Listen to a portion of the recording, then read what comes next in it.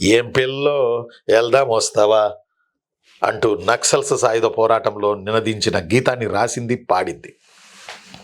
1968లో శ్రీకాకుళం సాయుధ పోరాటం మొదలైంది గరుడ భద్ర అనే ఊళ్ళో.